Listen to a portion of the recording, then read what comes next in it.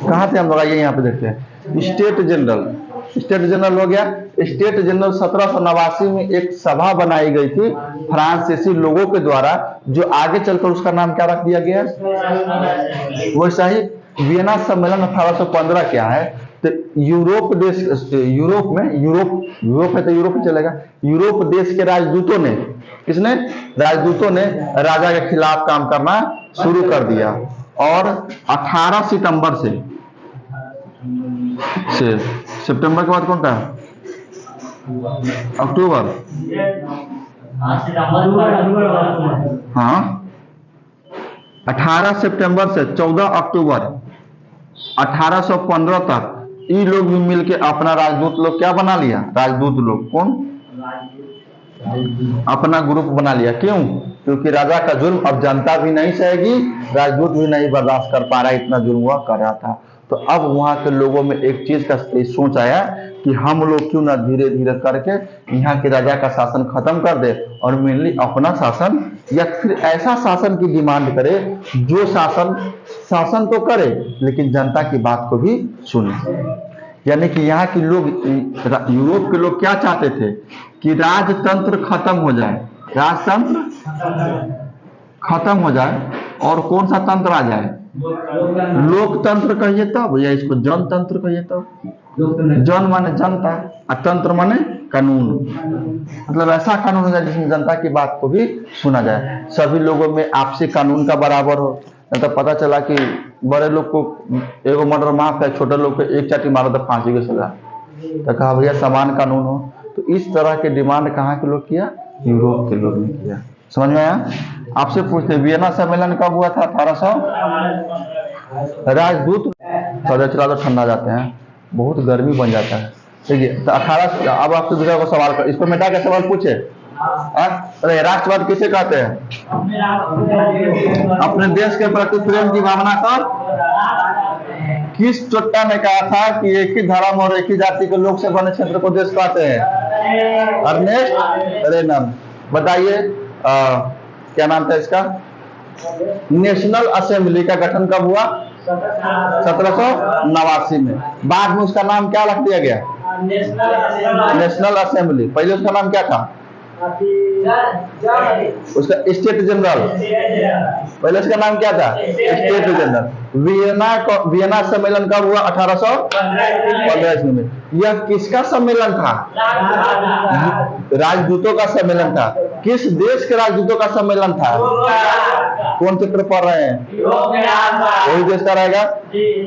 लगभग 1 महीना तक के लोग मीटिंग किया कि ससुरा यहाँ का राजा को बर्खास्त किया जाए। अब समझिए, अब चलते एक और चेहरा आप लोग के सामने आता है, बहुत खतरनाक और जाना माना चेहरा है, जिसका नाम है नेपोलियन।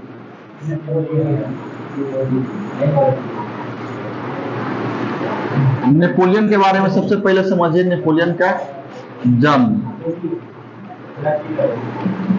देखिए, नेपोलियन का जो जन्म हुआ था ना, वह हुआ था 15 अगस्त के दिन। कब हुआ था, 15 अगस्त के दिन। और बाबर का जन्म कब हुआ था, 14 फरवरी, वेलेंटाइन डे के दिन। आगे पढ़िएगा ना तो समझ में आएगा। तो 15 अगस्त 1769 को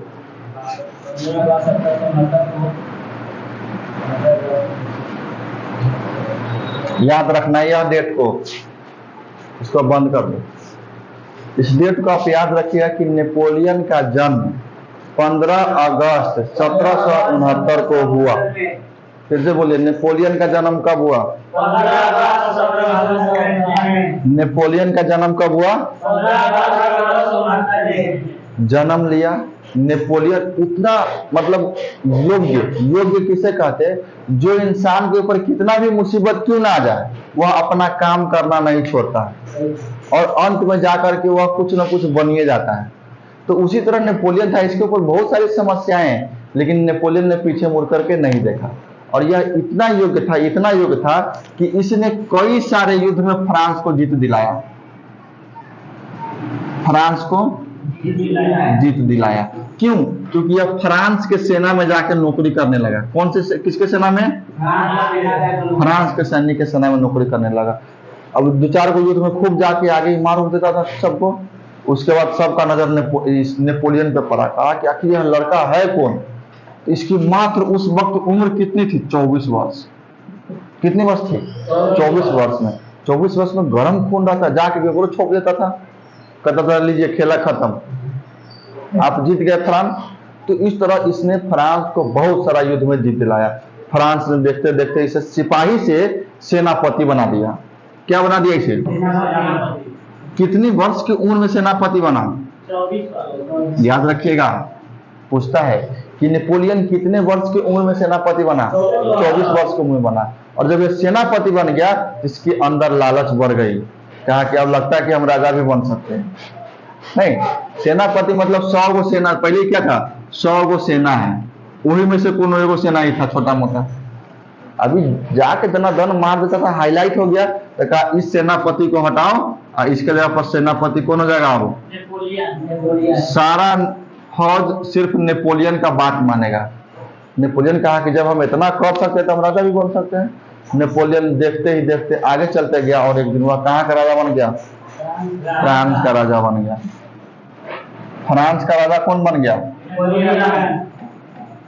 नेपोलियन बन गया। वो देखिए शॉर्टकट में लिख देते हैं, बाकी चीज आप समझते हैं ना, लिखने पे मैटर नहीं करता, सुनने और सीखने पे मैटर करता है। अब देखिए फ्रांस में राजा को जार कहा जाता है, इतना आप याद रखिएगा। क्या कहा जाता है? राजा को जार कहा जाता है। इसको मिटाए।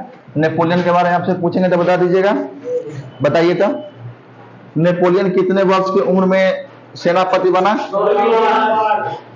नेपोलियन ने किसके युद्ध में सबसे अधिक लोकप्रियता हासिल की? फ्रांस के युद्ध में। नेपोलियन ने किस देश को युद्ध के दौरान बहुत सारे युद्धों में जीत दिलाया? फ्रांस को। नेपोलियन का जन्म कब हुआ था? 1769 में हुआ। यहाँ तक आपको समझ में आ गया नेपोलियन के बारे में। अब चलिए देखिए, अभी आपको छोटा छोटा कीवर्ड बताते हैं। यह छोटा छोटा बात आप जान जाइएगा तो आपका तो क्वेश्चन में आंसर आ ही जाएगा, लेकिन उसके साथ साथ आपका आने वाला जो चैप्टर होगा या आने वाला जो बड़ी टॉपिक होगी वो आप इजीली समझ जाइएगा। आपको लग रहा हो कि नेपोलियन खत्म हो गया, नहीं, अभी और बताएंगे। पहले छोटा बात तो सिखा दे, जिसको आप लोग कहते हैं 2 नंबरी। एग्जाम में 2 नंबरी है ना कहते इसको। अब आपसे तुमसे पूछेगा 2 नंबर में कि नेपोलियन कौन था, परिचय दे। 2 नंबर में पूछ दिया एग्जाम में, अरे 3 नंबर में पूछ दिया, हम क्या बताएंगे? नेपोलियन का जन्म 15 अगस्त 1769 ईस्वी में हुआ। नेपोलियन बहुत गरीब परिवार से था, इसलिए उसने जाकर फ्रांस की सेना को ज्वाइन कर लिया और वह समान तौर पर सिपाही था, लेकिन वह कई सारे युद्धों में सिपाही होने के बावजूद भी बहुत लोगों को मार गिराया। इसलिए देखते ही देखते उसे सेनापति बना दिया गया, और जब वह सेनापति बना दिया गया उस वर्ष उसकी उम्र 24 वर्ष थी। और उतना तक ही नेपोलियन ने नहीं माना। नेपोलियन को लगा कि अगर मैं सेनापति बन सकता हूं तो मैं राजा भी बन सकता हूं, और नेपोलियन देखते ही देखते फ्रांस की गद्दी संभालना शुरू कर दिया। अब भैया ये आप नहीं लिख सकते एग्जाम में। देखिए एग्जाम वाला घुमाएगा ना तो कहेगा कि नेपोलियन कौन था, नेपोलियन क्या था, लेकिन आंसर थोड़ा ना घुमा सकता है। इस चीज को आप एग्जाम में क्या होता है, विद्यार्थी यथासंभव अपने शब्दों में उत्तर दे। आप अपने हिसाब से जितना बढ़िया उत्तर दीजिएगा उतना ज्यादा आपको नंबर मिलेगा। और बढ़िया कब दीजिएगा? जब इस तरह से आपको सीखना बोलना आ जाएगा, लिखना ही जाएगा, है कि नहीं? तो इस टाइप के सवाल आप बना लीजिएगा। आगे चलते हैं। नेपोलियन खत्म हो गया। अब आपको हम एक टॉपिक है उदारवादी।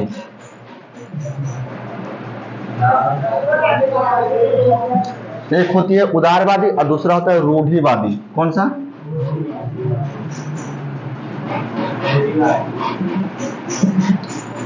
जैसे कि मान लेते हैं कि हम भारत देश में रहते हैं, भारत के एग्जाम्पल से समझा देते हैं आपको। भारत देश में रहते हैं तो रूढ़िवादी किसे कहते हैं? तो रूढ़िवादी लोग अपने समाज के विकास करना चाहता है, सीधा बात समझिए। क्योंकि रूढ़िवाद शब्द कहाँ से लिया गया है? उदारवादी, हाँ, यह एक उदारवादी शब्द एक लातीनी भाषा है। कौन सा भाषा है? लातीनी भाषा। लातीनी भाषा कौन है? उदारवादी। इसका मतलब होता है कि अगर हम अपने गांव का विकास करना चाहते हैं तब मुखिया के भरोसे नहीं रहेंगे, हमरा से जितना बन पड़ेगा हम उतना कर देंगे। तो जो डायरेक्ट सेवा करता है ना उसे उदारवाद कहते हैं। क्या कहते हैं? उदारवाद कहते हैं। और जो चाहेगा कि हम अपना गांव का विकास करें लेकिन हम अपना पैसा से नहीं, मुखिया जी दे तो, प्रधानमंत्री दे तो, तब हो तो, समझ में? तो इसमें राजनीतिक होती है, इसमें राजनीतिक विकास होता है, इसमें कैसा विकास होता है? इसमें सीधे डायरेक्ट विकास होता है। इसमें है तो करेंगे, नहीं तो ना करेंगे भैया। तो आपके हिसाब से दोनों में से बढ़िया कौन लगता है? उदारवादी बढ़िया होता है। अभी के नेता सब कैसा है? रूढ़िवादी। सरकार फंड देगी तो होगा, मुखिया जी अपना पैकेट से न लगे तो, क्योंकि इस वोट में 20 लाख रुपया मुखिया जी हारे हुए हैं, मतलब गंवाए हुए हैं।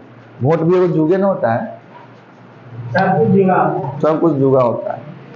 लेकिन जुगा में वही आदमी बढ़िया से जीतता है जो सारा खेल का सारा गरह जानता है, मास्टरमाइंड।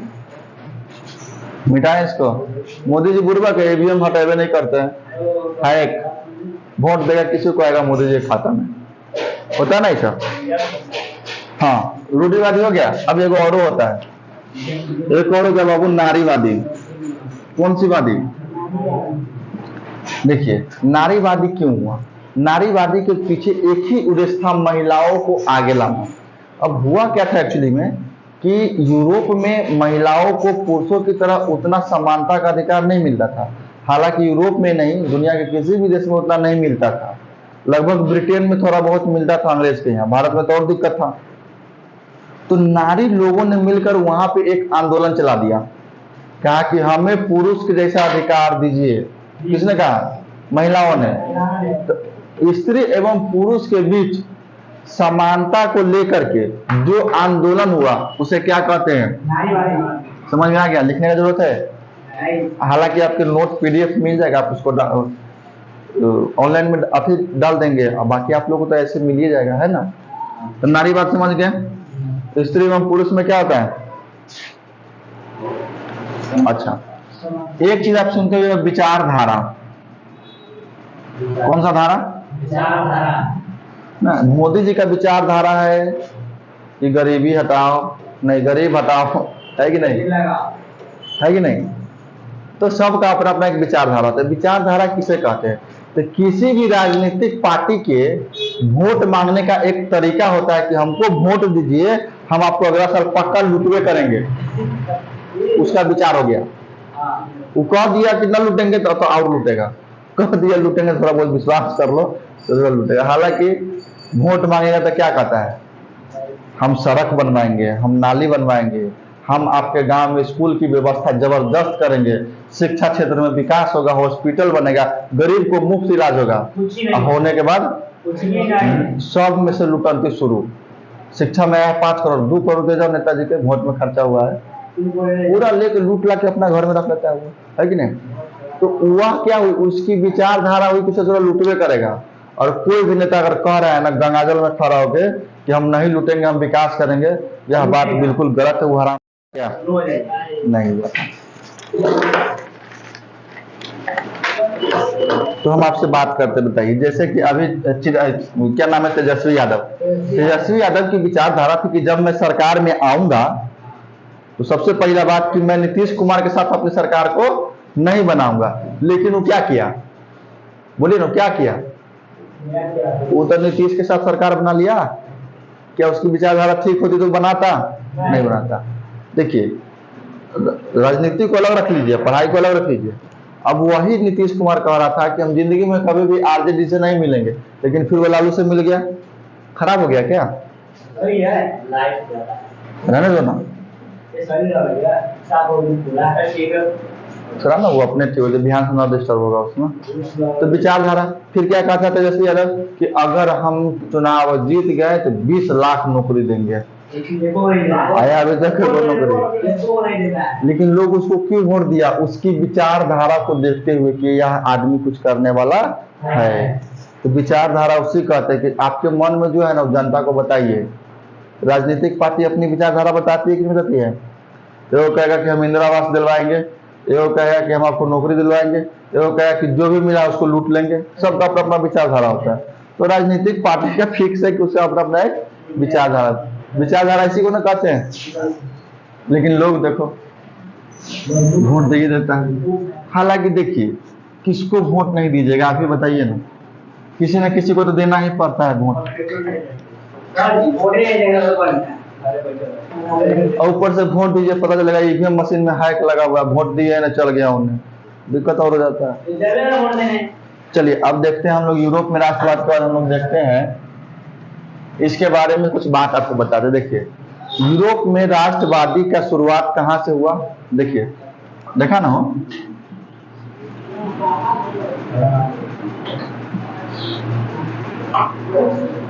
देखिए यूरोप में राष्ट्रवाद का विकास होना शुरू हुआ ना, लेकिन यह कहां से, इसको हम लोग यूरोप वाले को देख के सीखे। यूरोप वाला किसको देख के सीखा, फ्रांस को। किसको देखा, 1789 क्रांति के दौरान यह देखा। यानी आपसे पूछेंगे फ्रांसीसी क्रांति कब हुई, तो 1789। अब देखिए फ्रांस के लोगों से यह कैसे सीखा कि हमें भी राष्ट्रवाद को चाहिए। तो चलिए थोड़ा सा फ्रांस के बारे में आपको दो चार को बात हम बताते हैं। फ्रांस में कौन सा तंत्र था, राजतंत्र। लेकिन जनता क्या चाहती थी, लोकतंत्र। जनता चाहती थी कि राजतंत्र को हटा करके लोकतंत्र को स्थापित किया जाए। लेकिन इसके लिए अगर कोई एक जनता या 50 को जनता जाएगी सरकार को या राजा को कहने, तो राजा उसको मार के काला पानी का सजा देके मुआ हुआ देगा। इसलिए लोगों ने कहा कि देखिए हम लोग ऐसे जाएंगे तो हम लोग को क्या हो जाएगा, दिक्कत हो जाएगा। इसलिए हम लोग जो भी डिमांड करने जाएंगे वो किस में जाएंगे, समूह में। अभी बताया था ना। तो इससे फ्रांस में राष्ट्रवाद को मांगने के लिए लोगों ने क्या बनाया, अपना समूह बनाया। उसको बोल सकते सामूहिक पहचान बनाई।